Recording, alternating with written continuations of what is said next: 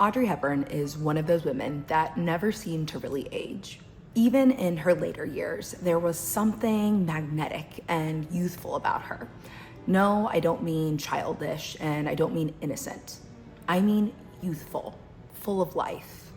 Her very presence was light and gentle, hopeful even.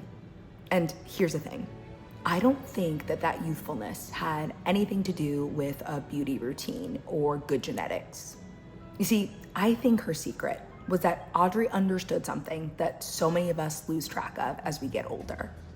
She knew how to stay emotionally open without letting the world harden her. You can see it just looking at her. Audrey was more than just beautiful.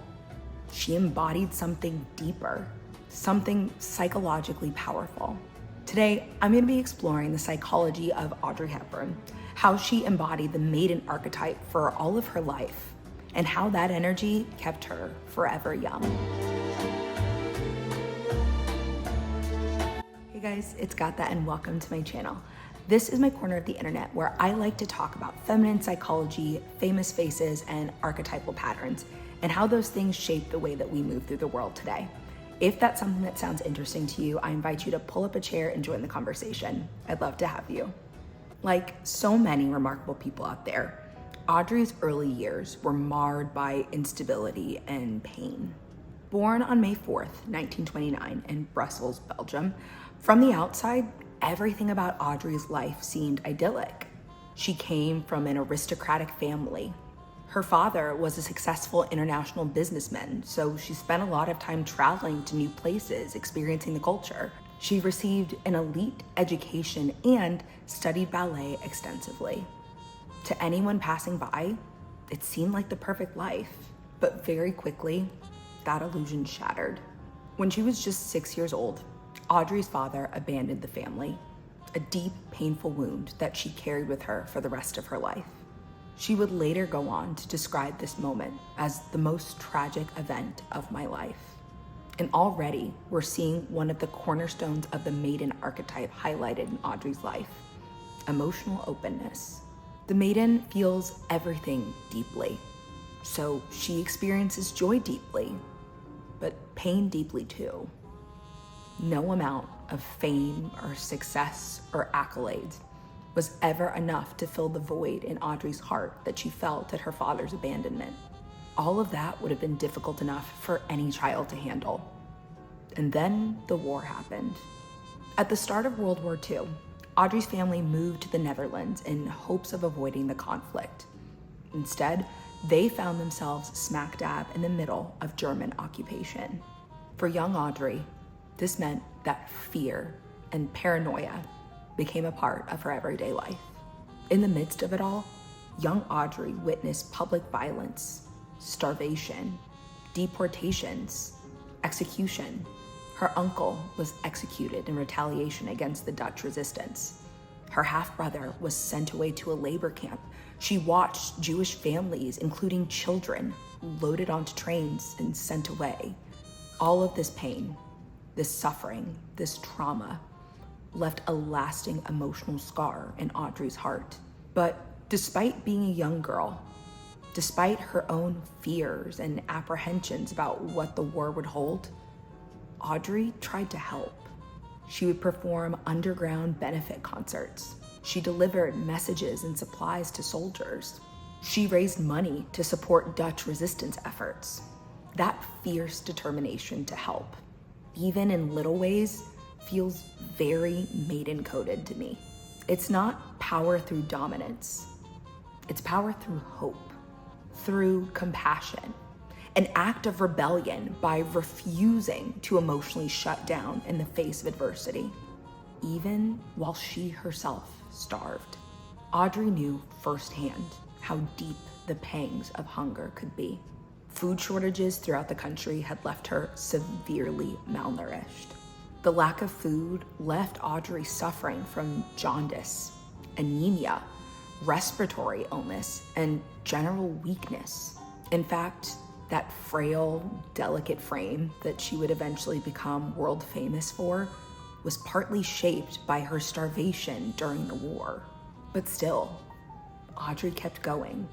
And I think that's really important to highlight. Her optimism was never naive because her life was so easy.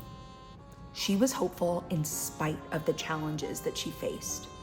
And that's a very different kind of strength. After the war, Audrey continued studying ballet seriously. Her dream was to be a prima ballerina. But even after earning a prestigious ballet scholarship in London, Audrey's dreams were dashed. Eventually, one of her instructors had to break the news to her. The physical damage done to her body from starvation during the war meant that she'd never have the endurance necessary to be a professional ballerina. Audrey was devastated. Everything she'd worked for, had dreamed of during the German occupation, gone in an instant. But instead of collapsing under the disappointment, she pivoted. For a while now, Audrey had been taking small modeling and theater jobs on the side just as a way to help support her family. When she found out her dancing dreams were dashed, she decided to lean more into those side jobs. This is where we start to see one of Audrey's key maiden characteristics: openness to possibility. She wasn't obsessed with controlling her destiny. She was okay with flowing wherever opportunity arose. And boy, did opportunity arise. Audrey's acting career almost seemed to happen by accident. She was just one of those people that continuously found herself in the right place with the right people at the right time. While filming a minor role for a movie at a hotel in Monte Carlo, she was spotted by the famous French author Colette. Colette was immediately taken with Audrey and picked her out to star in the stage production of her novel, Gigi. Colette knew next to nothing about Audrey, but she was so dead set on having her star in this role. And honestly, it actually makes a lot of sense. Gigi is a coming-of-age story. A young girl who's learning about the world while she steps into womanhood. And Audrey, she naturally embodied that energy. The innocence, the curiosity, the openness, the youthful charm. Even though it was her first major starring role, audiences immediately responded to her. And then came Roman Holiday. A sheltered princess escapes royal life for one magical, passionate day in Rome. Audrey shined in the starring role as Princess Anne and became an overnight sensation. People didn't just think she was beautiful. They felt something when they watched her. The joy, the warmth, the playfulness, and the hope. She wasn't just acting. She embodied the emotional atmosphere of these films. And that's what made her magnetic. By the time Breakfast at Tiffany's entered production, Audrey Hepburn was already a beloved movie star. But Holly Golightly changed everything. Holly Golightly catapulted Audrey into icon status. Now, I think it's important to note here that this particular role was controversial from the start. The movie is loosely based on a novella by Truman Capote of the same name, and right from the start, he was opposed to casting Audrey in the leading role. Capote's first choice to play Holly was Marilyn Monroe, believing that she could capture the darker sensuality of the character that he'd written. Audrey seemed too graceful, too elegant, too polished, and too innocent to play this gritty, flawed character. Audrey herself struggled with a lot of self-doubt and wondered how she was gonna connect to this extroverted, bigger-than-life personality, one that felt so different from her own self-described introverted self. But eventually, she found the key: vulnerability. Because here's the key to understanding Holly's character. Beneath the glamour and the charm and the charisma is a deeply wounded young woman, afraid of emotional openness and connection. And Audrey understood that feeling intimately. That vulnerability of abandonment, rejection, instability, and uncertainty. She understood from personal experience how someone could use charm and performance to shield themselves from the pain of the outside world. And it was Audrey's ability to tap into that vulnerable place within herself that made her performance so brilliant. No, Audrey's portrayal of Holly was not as cynical as her book counterpart. Instead, she played her as emotionally lost, beloved, but deeply wounded. And that's why Audrey's version of this character has become immortal. Because underneath all the glitz and the glamour, people recognize the humanity in her. At the height of her fame, Audrey did something almost unthinkable. She walked away. She chose family, privacy, motherhood, meaning. And honestly, I think that this decision to take a step back from her acting career preserved something special inside of Audrey. Yes, by all accounts, it seems like she enjoyed being a movie star, but she never allowed herself to become consumed by her celebrity identity. Audrey didn't let the outside world harden her or make her cynical and jaded. She always seemed to stay connected to her sense of wonder, her emotional openness, and compassion.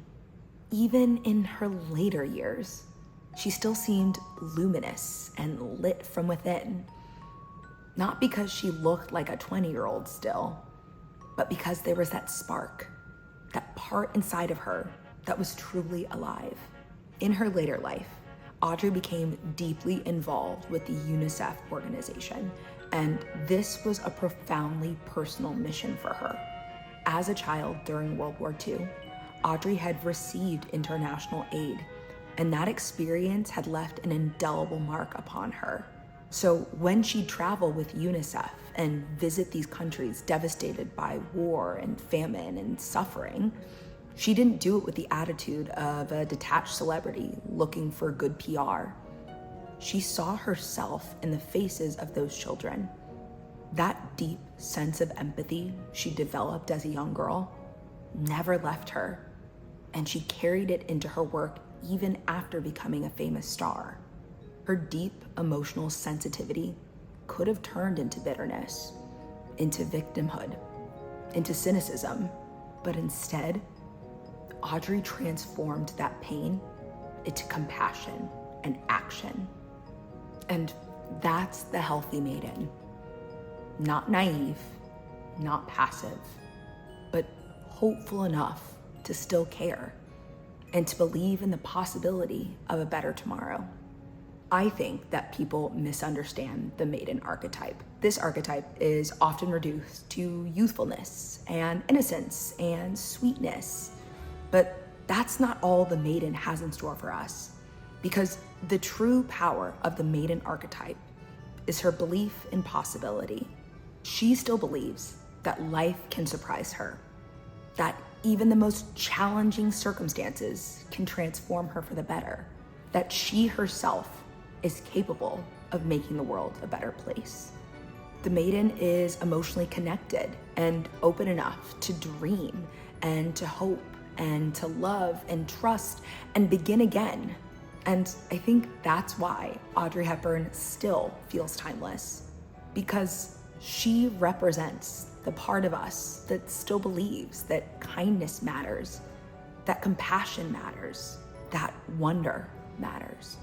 It's the part of us that refuses to be completely hardened by the world. Some people may call that naive, but honestly, I think it's one of the wisest ways that we can move through life. Because the maiden doesn't just represent innocence. She represents hope. And Audrey Hepburn carried that hope with her for her entire life, always reaching for the rainbow's end. Audrey Hepburn beautifully demonstrates the light side of the maiden, the beauty of remaining emotionally alive. But what happens when someone gets trapped there? In my next video, we're exploring Queen Elizabeth I and the dark cost of staying a maiden forever. If this conversation resonated with you, I'd love for you to stick around for a while. Subscribe, join us next week, and let me know your thoughts in the comments down below. I always love hearing what these stories stir up in you. If you want to hear about another Hollywood movie star who embodied a very different type of archetype, I'm gonna put my Liz Taylor video on screen now.